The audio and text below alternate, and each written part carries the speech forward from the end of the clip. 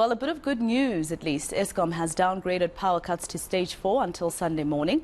It's hoped it will then be downgraded even further to stage 3. It says generating units at Grootvlei, Camden, Kriel and Majuba have been returned to service. But it warns the system remains constrained. This is because the utility is still working on 5 units at various power stations.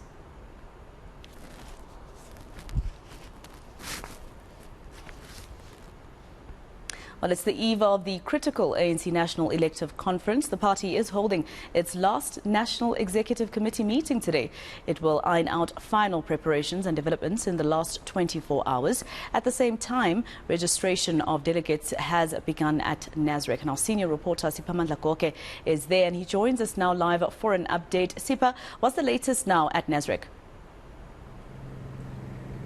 Well, the registration has officially opened. 5 minutes ago, we were at the registration center. We had to rush to Nasrec. That's where the main conference of the ANC will be convened. We're trying to get hold of Police Minister General Delegate, who's also an NEC member of the ANC. He was on his walkabout here at Nasrec because he's deploying a number of police officers. This is one of the biggest gatherings this year. It happens after 5 years, and the police minister was here in his capacity to monitor the deployment of police. So we wanted to get away with him, but unfortunately he had to rush back to the NEC meeting, which is virtual, and that meeting discusses mainly the issue of logistics, final preparations, what is happening, where is the ANC in terms of those preparations. At Nasrec, things are relatively quiet for now. People putting up final touches here, not much of activity because branch delegates are not here. It's just those who are dealing with logistics, security, media houses, service providers. All of them are busy here putting up some final touches. But the NEC meeting is set to discuss a number of issues. Top of their agenda is the progress report on how far are they with the preparations for this conference. What is outstanding? Issues of credentials. Remember, last NEC meeting touched on the issue of the credentials. How are they going to navigate around that? We expect that they will also touch on the issue of the energy crisis in the country, with Eskom CEO under the radar resigning. Remember, some NEC members were calling for his head, basically saying he's got to go. He has failed to turn around Eskom. There were those who defended him vigorously, saying the problem is not with one man, but other NEC members were adamant that, well, him and his team have dismally failed to turn around Eskom, and it's not surprising that he had to resign on the eve of the ANC conference, because there is no doubt that the ANC National Conference was going to, and it's still going to, touch on the issue of Eskom, and branch delegates were likely going to call for his removal as the CEO of the under siege power utility Eskom. So he saw it coming, and with statements that have been made by some NEC leaders of the ANC and some leaders who are top officials of the ANC, including Gwede Mantashe, he had to go. So the issue of the energy crisis will feature there, but also we take it that they will discuss what transpired in Parliament at the National Assembly when 5 members of the ANC who are members of Parliament voted in support of adopting a Section 89 independent panel report on President Cyril Ramaphosa over Phala. So they are likely going to touch on those issues and take it from there.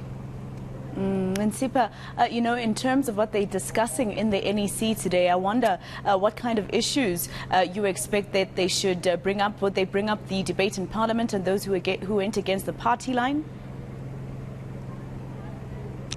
Of course, absolutely. That is set to be discussed, but obviously it will be deferred to other structures of the ANC, such as the National Working Committee. The likelihood is that because this NEC that is meeting today is meeting for the last time, their term of office lapses this weekend. So what is likely to happen is they may defer those outstanding issues to the incoming National Executive Committee of the ANC. Usually the way the ANC works is they will say that matter will be dealt with by the officials, newly elected officials, who will take it to the National Working Committee, which is a structure responsible for the day-to-day running of the ANC, and the National Working Committee will recommend to the National Executive Committee if there needs to be disciplinary action that has to be taken. So that matter is not going to be concluded today by this outgoing NEC. The likelihood is they will defer it to the next leadership that will be elected at this NASREC conference. But earlier on, I spoke to some delegates who were registering at the registration center, and this is what they said about their leadership preferences, particularly the Chris Hani region in the Eastern Cape. The Eastern Cape province and KwaZulu-Natal, together with the Northern Cape, are one of the few provinces that arrived early to register. We caught up with some delegates from the Eastern Cape, particularly the regional chairperson from the Chris Hani region. This is what he had to say about their leadership preference at this conference. In Chris Hani, we have 110 branches. Out of that 110 branches, 106 branches were eligible to convene BGMs, and out of that 106 branches, 104 successfully convened their BGMs.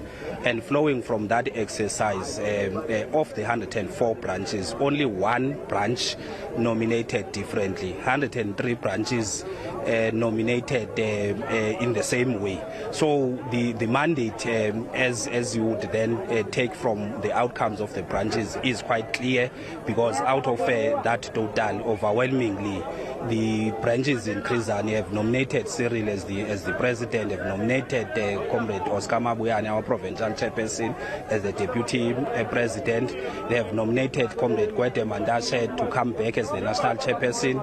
Our branches, quite a few have nominated Mbalula as the SG, but a number of our branches in that 103 have nominated Comrade Ntuli as the SG. All of them have nominated Comrade Phoebe as the DSG, with Comrade Lamula in the TG position. So if you read from that, the mandate is quite clear as to what the delegates should do come this conference. But of course, flowing from the outcomes of the BGMs, there would be engagements, lobbying, meeting different regions and provinces, so that we are able to consolidate our position, and as leaders of the delegates, able to provide guidance moving forward. Process we engaged in as a region, of course, as it was guided by the province. Pre-national policy conference in our own region, we convened a special regional policy conference of the region, and out of that exercise we're able to partake in a provincial policy conference as we're preparing for the national policy conference. And indeed, our positions, as it would have been articulated from that exercise, all delegates from the province of the Eastern Cape were able to articulate our position. And I can tell you now, if you look into the report of the national policy conference, about 90% of the resolutions were sponsored from the outcomes of the policy conference of the Eastern Cape. And to that extent, of course, we spoke to different aspects, the economy, education, and a number of other policy imperatives, including what would then be the subject of discussion as well, which then talk to constitutional amendments. And I guess it's a good thing that registration is taking place today, Sipha, so that the program can get underway on day one tomorrow. What can we expect in that program? Well, it actually starts this evening. Yes, registration is underway this evening. There will be that gala dinner of the ANC to be addressed by the ANC leadership, and always addressed by the president of the party or the treasurer general. It's a fundraising campaign of some sort.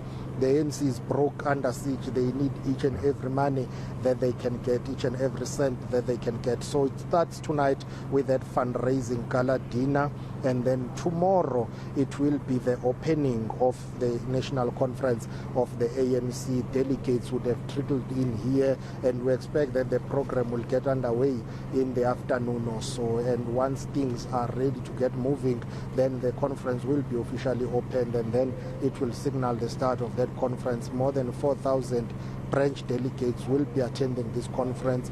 They are friends of the conference, they are invited guests, so it's one of the biggest gatherings of the ANC happening after 5 years. But they will not only be seized with the matter of electing leadership. I think for me the biggest challenge that they will need to navigate around or through is the issue of policies that they need to discuss on issues of the economy, sluggish economic growth, energy crisis. They are convening their conference. Ironically, the country is on stage 5, which will be downgraded to stage 4, load shedding. They cannot afford not to touch on that and come up with practical solutions to address challenges that are facing state-owned entities. So a number of policy proposals are on the table. They will need to discuss that and of course elect their leaders who will have to implement their resolutions that would have been taken at this conference.